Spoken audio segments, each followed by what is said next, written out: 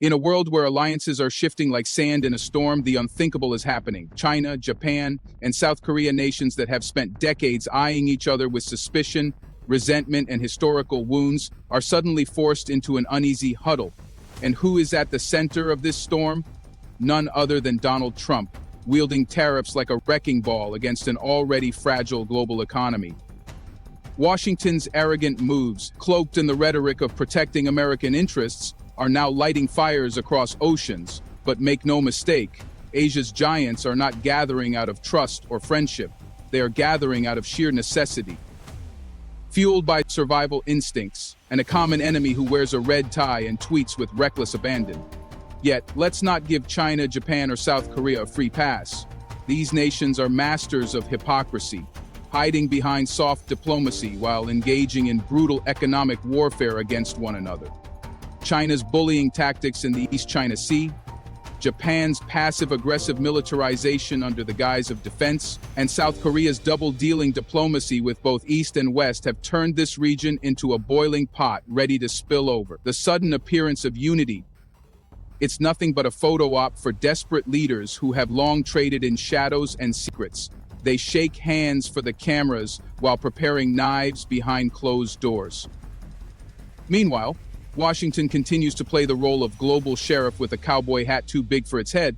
Trump's tariffs are more than policy, they're political grenades thrown without care for who gets caught in the blast. The U.S. preaches fairness and open markets while it strong-arms allies and bullies competitors. The arrogance is staggering. But let's not forget, these East Asian powers have benefited from America's openness for decades. Now that the tide is turning, they cry foul and scramble to protect empires built on exploitation and double standards.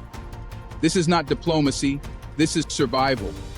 This is not partnership, this is a cold, calculated chess match, where every smile hides suspicion, every promise drips with lies, and every handshake is an exercise in deception. The storm is here, the stakes are deadly, and this game of economic brinkmanship could redraw the world order. Stay with us till the end. Hello and welcome back to Innovative Check YouTube channel, where we delve into the innovative and transformative projects changing our world. If you're new to the channel and enjoy learning about innovation stories around the world, you've come to the right place. Please subscribe, like, and comment to help boost our videos on YouTube. China, Japan, and South Korea are coming together in ways that no one would have imagined just a few years ago. The air in Tokyo on Saturday was heavy with strategy and urgency as the foreign ministers of these three East Asian giants sat down to discuss their next move. The world knows why. Donald Trump, back in the Oval Office, is preparing to impose a fresh set of tariffs on April 2, and these tariffs are expected to hit hard. The clock is ticking, and the leaders of these countries are feeling the heat. Wang Yi, the steely and seasoned head of China's foreign affairs, didn't mince words after the meeting, stating that China, Japan, and South Korea have the need and responsibility to strengthen communication, deepen trust, and enhance cooperation. It was diplomatic speak on the surface, but hinted at a sense of desperation underneath. The trio's meeting took place at Japan's foreign ministry offices, and they weren't there for show. Takashi Iwaya from Japan and Tae-Yul from South Korea flanked Wang Yi, each trying to mask the tension behind measured smiles. These weren't friendly talks over tea. They were the beginning of something much larger. The goal was clear: set the groundwork for a summit between their leaders. But time is short, and Washington isn't waiting for anyone. The global economy is still staggering from the pandemic hangover, the war in Ukraine, and now Trump's tariffs threatening to unravel fragile recovery efforts. The official agenda didn't mention tariffs, but everyone in the room knew they were the elephant in the room. Wang Yi, careful with words, declared support for multilateralism and globalization in a more inclusive direction. That was a shot across the bow, aimed directly at the U.S. Without mentioning it by name, Japanese officials had tried to frame the meeting around regional cooperation and North Korea. But that didn't fool anyone. The shadow of Washington loomed large. In a sign of just how serious things have become, China and Japan restarted direct economic talks for the first time in 6 years, and they did it on the same day. The urgency was palpable. The two countries have been locked in a cold diplomatic war for years, thanks to historical grudges and territorial disputes. But reality has a way of forcing old enemies into reluctant alliances. China's ban on seafood imports from Japan after the Fukushima wastewater release still stings. The territorial spat over the Senkaku Islands, known as Tae-Yul in China, is a constant powder keg. Ships and planes from both sides regularly dance dangerously close to each other. But beneath the friction lies economic necessity. Japan can't walk away from China. It is their top trading partner, and the supply chains are deeply intertwined. Norihiko Ishiguro, the calm but candid chairman of the Japan External Trade Organization, summed it up best when he said large Japanese companies are still making profits from China. So, Japan has no choice but to continue to do business with China. But it's not just profit margins that weigh heavily on the minds of these ministers. Japanese businesses are becoming increasingly cautious. Surveys from late 2024 show that geopolitical risks, tightened Chinese regulations, and aggressive competition from Chinese firms are pushing Japanese companies to rethink their strategies. Ai Weiwei made it clear that Japan wants progress. He expressed his hope that both countries could reduce issues step by step while increasing cooperation. The stakes are enormous. The region is sitting on a powder keg, and Trump's tariffs could be the spark that lights the fuse. Just a quick reminder to hit the like button below. YouTube has been restricting my videos a lot recently because of bots, so your like does help out this video massively in terms of the algorithm in YouTube. The weight of history was present in every word exchanged between China and Japan. Centuries of rivalry, punctuated by bloody wars, have left scars that never quite heal. The Nanjing Massacre remains a dark chapter that China will never forget.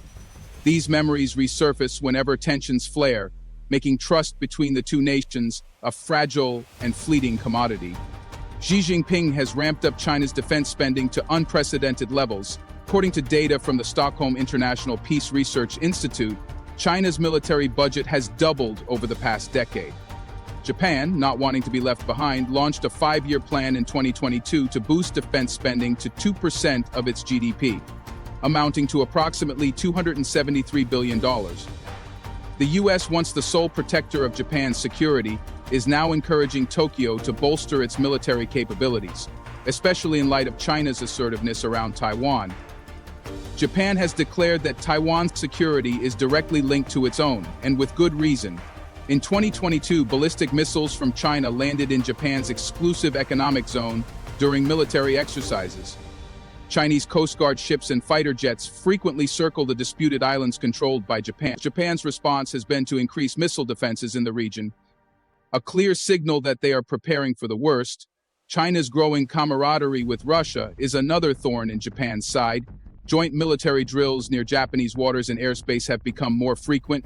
When a Chinese military aircraft entered Japanese airspace in August 2024, Tokyo's protest was swift and loud. But Beijing countered with its own accusations, alleging that a Japanese destroyer had trespassed into Chinese waters the month before. This tit-for-tat rhetoric is becoming routine, but it brings with it the danger of accidental escalation. If you are enjoying this video so far, please don't forget to subscribe, share the video, and comment.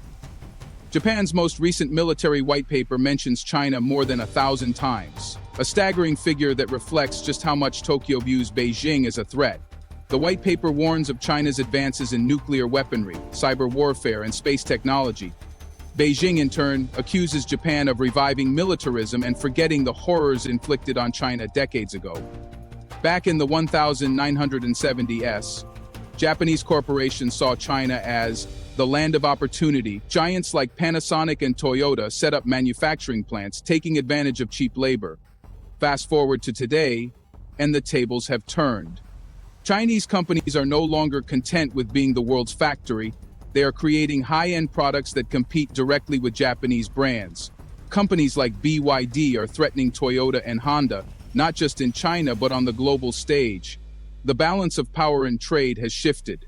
Japan, once a manufacturing powerhouse, now finds itself supplying parts to Chinese factories rather than finished products. Chinese brands like Shein are making inroads in Japan, and the trend shows no sign of slowing. Japanese executives are alarmed. The latest survey from the Japan External Trade Organization revealed that only 58.4% of Japanese firms operating in China expect to turn a profit in 2024. This is a steep decline, and companies like Mitsubishi Motors and Nippon Steel are already scaling back or exiting the Chinese market altogether. Adding to the anxiety is China's newly enacted counter-espionage law, which has sent chills down the spines of foreign investors.